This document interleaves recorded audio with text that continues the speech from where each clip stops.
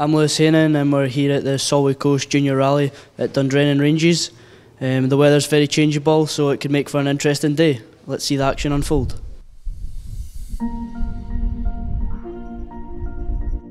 The Solway Coast is for many people the high point of the juniors season. Proper stages and route notes give the drivers a flavour of what rallying beyond the juniors would be like.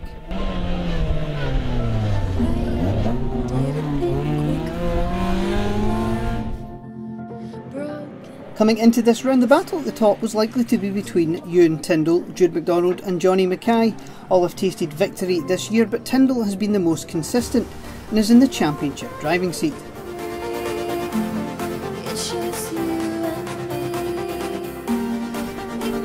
Chasing them down, Lewis Hainan, Andrew Blackwood and Peter Beaton have been battling each other all season, scoring podiums but not quite yet grabbing the top spot, although it's only a matter of time.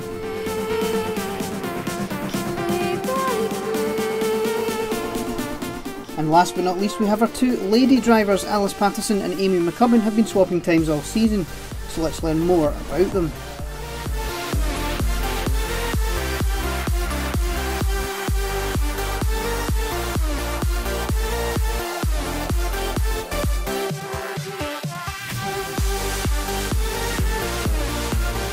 Alice and Amy are both the same age and in the same year at school, but when it comes to motorsport their backgrounds are very different.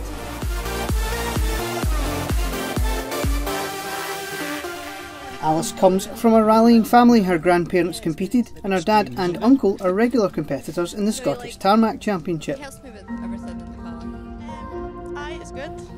Amy's family don't have that rallying history, although her dad is an accomplished builder of show and track cars. He's transferred these skills to Amy's cars, which are always beautifully prepared. And growing up next to Kames, some form of motorsport was almost inevitable.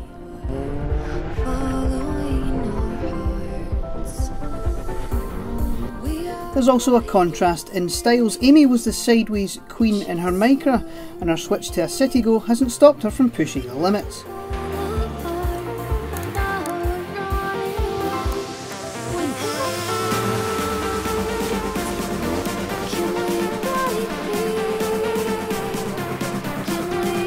Alice is a bit more neat, but no less effective.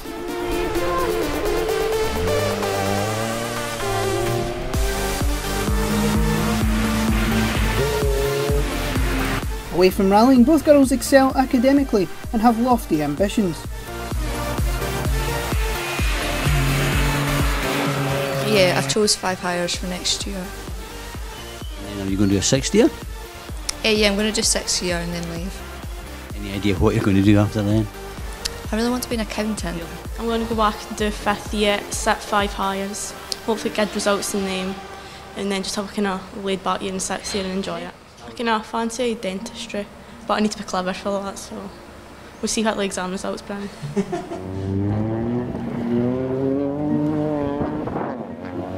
It seems likely that motorsport will continue to be a pastime for both girls in the future. I want to stay driving. I want to go into the forest as well. I hope to get Dad's Subaru though. Does Dad know about that? Kind of.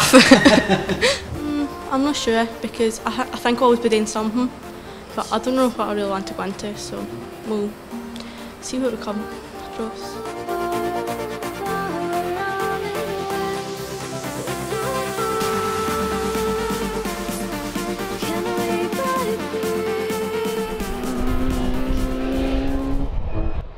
Onto the stages, and the day started dry, but with a threat of rain in the air. Taking an early lead, Jude McDonald led the rally by 4 seconds after the opening 2 stages. By stage 4, however, he was back in joint first place. Ewan Tyndall lost those 4 seconds on the opening stage, and after equalling the Skoda on SS2, he took 2 back on 3 and another 2 on 4 to hold that joint lead.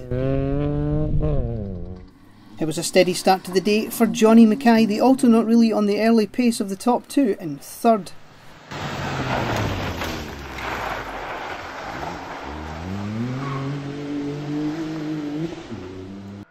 Keen to do well on his home event, Lewis Haining was shadowing the Alto's every move, only 7 seconds back after 4 stages and looking to close the gap.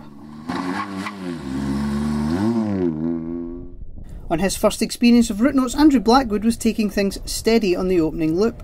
A stall on SS1 didn't help matters, but from then on his pace and confidence was growing as he moved into 5th place. 5th after stage 1, Peter Beaton slipped behind Blackwood on SS2, the 2 red cars swapping times on the next 3 stages, with Peter only 11 seconds back from Andrew after 4. Amy McCubbin had also been swapping times with these 2 on the first 3 stages before the car mysteriously cut out on SS4. This dropped her 30 seconds to the pair in front as she held 7th. If Amy had been unlucky, Alice had fared worse. After shadowing the City Go on the first 3 stages, the 107 started to misfire on SS4, dropping her almost a minute and a half, a lot to make up when the times were so close.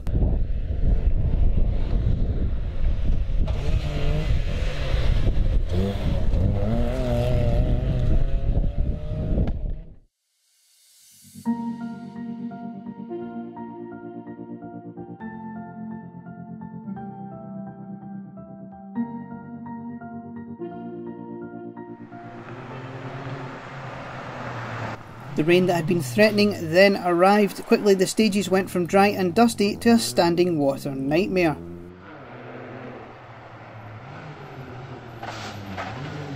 This didn't slow Tyndall, however, blitzing stage 5 to take a crucial 4 seconds back from Jude.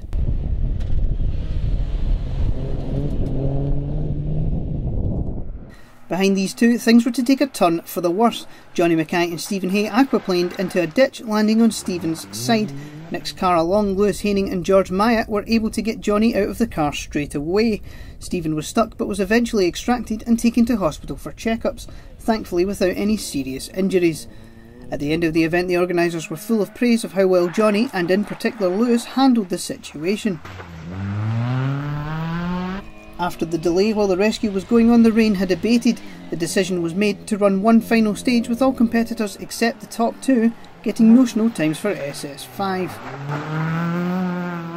The day didn't start off very great. The first stage were a bit slow. The gravel sections caught us out a little bit, we backed off, which it shouldn't have, but we've made the time up throughout the day. I think we've took 3 fastest stage times there, and we're in the lead by 4 seconds going into the last stage, so we'll try and keep pushing. You've only 4 seconds to Ewan, but I would imagine today it's more a case of just getting through it. Yeah, that's it. There's no heroics going to be done in this last one, not at all.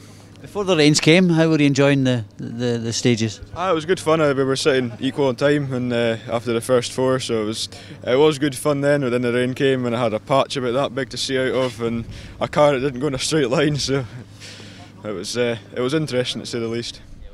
There was still time for another retirement. Peter Beaton and Dean Ross slipping off the road on the final stage and getting stuck on the wet grass, unable to move the car. After that misfire lost her all that time, Alice Patterson took the final stage steadily, guaranteeing herself a 6th place finish.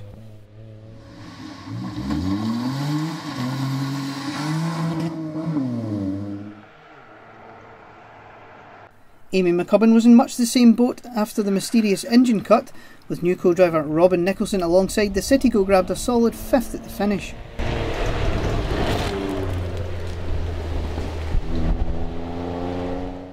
Wary of the standing water still around, Andrew Blackwood kept his cool to secure 4th at the finish, equalling his best result of the season.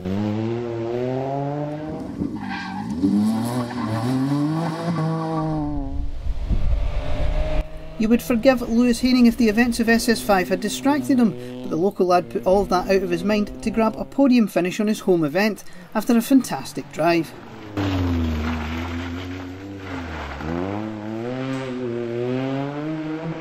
Yeah, extremely happy. I mean, the conditions today have proved to be the biggest challenge, and it's just been a matter of who can keep it on the road, to be honest.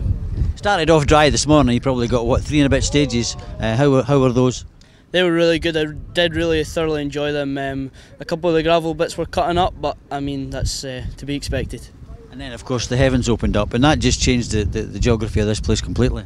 Yeah, I mean, here is so changeable with the weather. I mean, it goes from little grip to nothing at all, and through the trees it's all a bit of mixed surface as well, so it's getting used to it, and it's a tough venue. But having been denied of a win on the final stage already this year, Jude McDonald and Michael Cruikshank were determined to fight to the end on the Solway. Amazingly, they took 3 seconds out of Tyndall's lead to finish only 1 second behind the 107. Bitter disappointment for Jude once again, but what an effort. Yeah, it's been a good day rallying. It's obviously gutting for Johnny, and again, hope Stephen a speedy recovery, but it's been a good event. It's been challenging, to say the least, but again, second time, just a second down, but it's all championship points. It's not that long ago we just stood over there and said, I'm just going to take it easy through this last stage. It couldn't have been that easy. No, well, I didn't think we were giving it 11 tenths really, but obviously the time said differently, but I think it was just a case of getting through there neat and tidy. It was very slippy. I mean, even in this wee thing I was getting fuel spin in third, so that just shows how slippy it actually was. Spot on, absolutely spot on. We discussed it before we went into the stage, and we said we'll feel for the grip the first mile or so, and did it spot on. I can't fault it at all. As for Tyndall and Hudson, they judged the last stage perfectly, taking no risks and doing enough to take the win.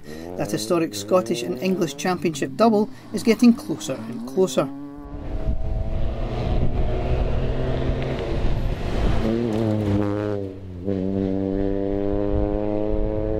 Really good day. It didn't start off very well, like I said, but we pulled it back, and to get the win by a close margin is really good. Yeah, nip and tuck again with Jude. I thought maybe he was going to pip you in the end, but you've just come through. Yeah, well, obviously we could have went all out on that last stage, but we took it back and thought about the championship. We didn't want to risk a big crash and put us out for the rest of the season, so we came with the win, which is another bonus. Yeah, it's been really tricky conditions for everybody, and you have to really learn to read the road and judge the pace that you need to drive at, and it's a big learning curve for all the juniors, so, and some got caught out, some didn't, but they'll all remember it for sure. I'm sure they will. You haven't quite won the championship yet, so I guess that's possible next round. Yeah, I think so. We've made it 5 wins in the English Championship, 2 out of 5, so puts us in good place for both championships. Yeah, the double's looking on, eh? Hopefully. Well done, guys.